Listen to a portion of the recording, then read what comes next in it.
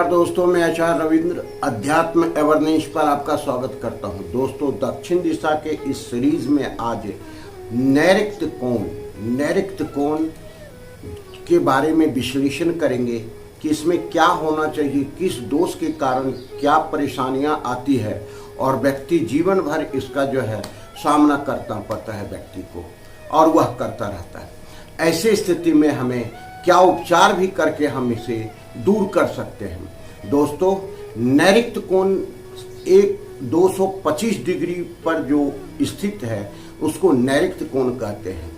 South और waste के मिलन के स्थान को नैऋत्य कोण कहते हैं। नैऋत्य कोण जिसका तत्व पृथ्वी है और पृथ्वी तत्व का आकार स्क्वायर है, अर्थात वर्गाकार है। वर्गाकार की कोई भी वस्तु अगर है तो उसमें पृथ्वी तत्व स्थित है और इसके कलर पीले कलर हैं। इनके जो ग्रह हैं राहु और केतु हैं और इनके जो देवी हैं या देवता हैं ये नैऋत्य है।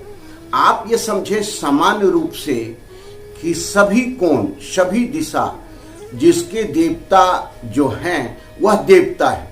अर्थात ईशान कोण की बात करें तो उनके देवता शंकर भगवान हैं। पूर्व दिशा की बात करें इनके देवता सूर्य भगवान हैं।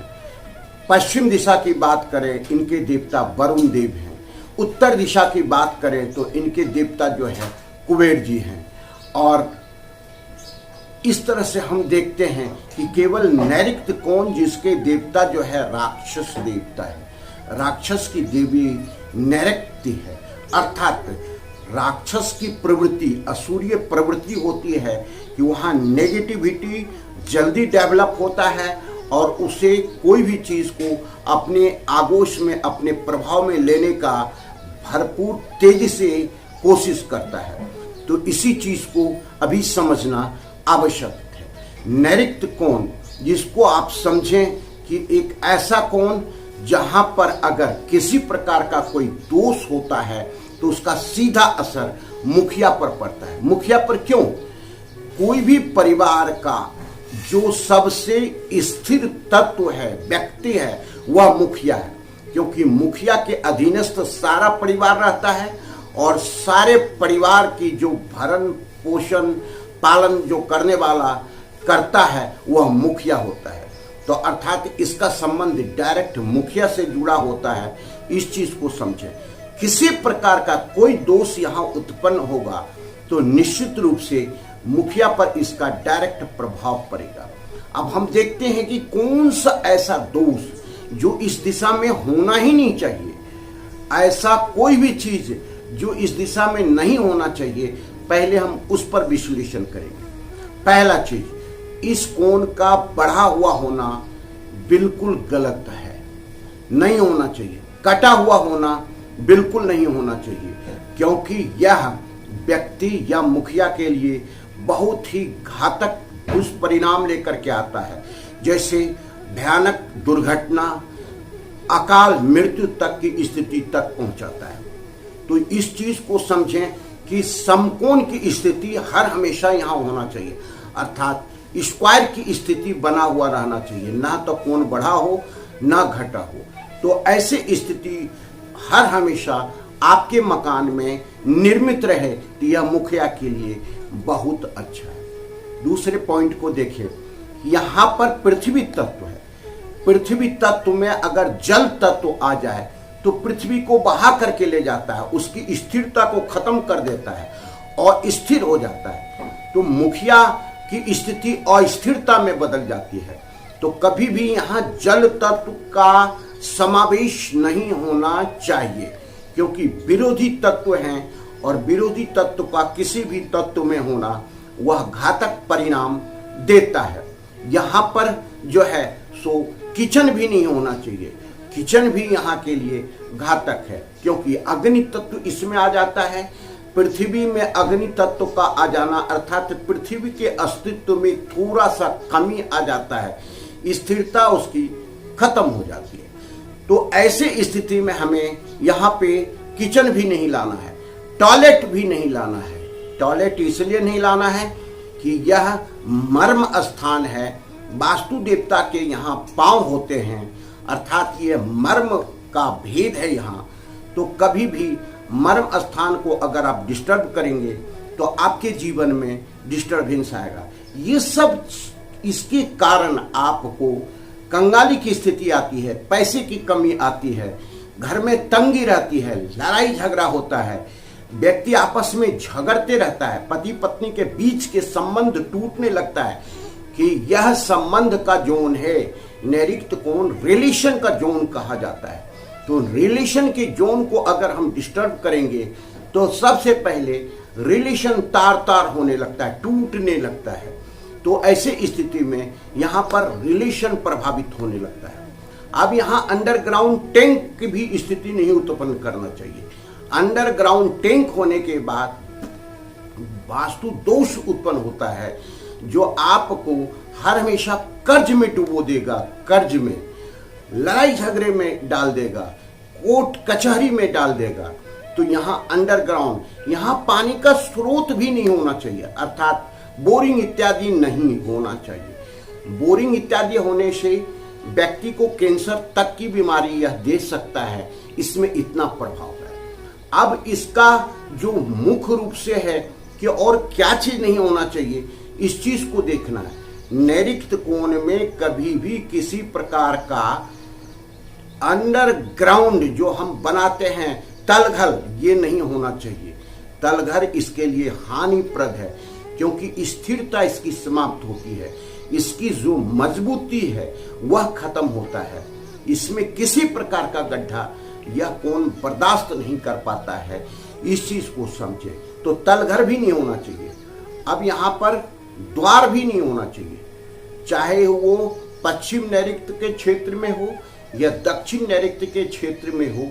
द्वार आपको हर हमेशा पैसे की तंगी में देगा, आपके पास जो जमा पूंजी है उसको खर्च करवा देगा, आपके पास जो अचल संपत्ति है उसको बर्बाद कर देगा। ये सारी स्थिति हम इसलिए बता रहे हैं कि नैऋत्य कोण बहुत ही घातक परिणाम देता है। अब होना क्या चाहिए?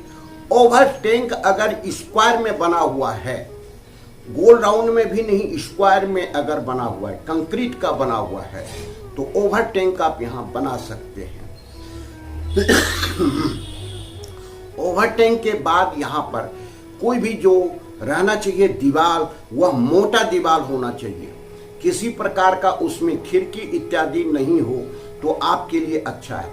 यह भारी सामान अर्थात जो तिजोरी है, जो बड़ा अलमीरा है, यह यहाँ आप रख सकते हैं, अच्छा प्रभाव देगा। अब हम दूसरे पॉइंट पर आते हैं।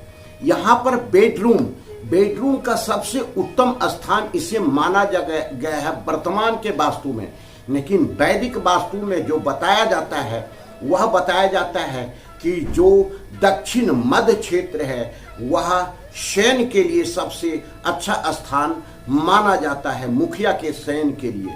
क्योंकि मुखिया का जितना अधिक यहाँ रहना होगा तो आप समझिए आपके लिए उतना ही अच्छा होगा। यहाँ अतिथि गृह बना देंगे तो कोई भी अतिथि आएगा तो जाएगा ही नहीं, आपको पकड़ लेगा, मालिकाना बनाना शुरू कर देगा।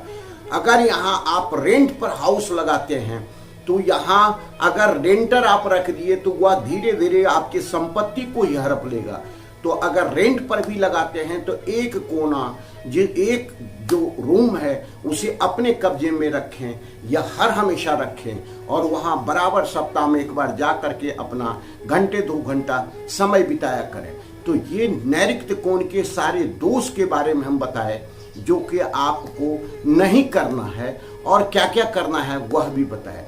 अब वैदिक वास्तु के आधार से इस चीज को समझें कि बहुत गंभीरता से कि यह जो है सो लक्ष्मी के वास का स्थान भी हो सकता है।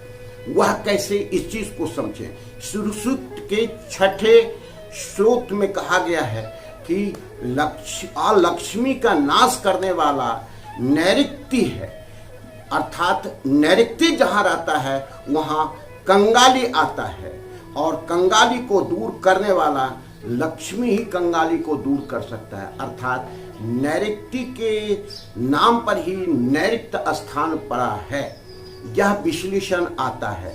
तो यह जो है लक्ष्मी की बहन है और यहाँ वो निवास करती है, और लक्ष्मी वहाँ कम से कम शनिवार के शाम को मिलने जाती है।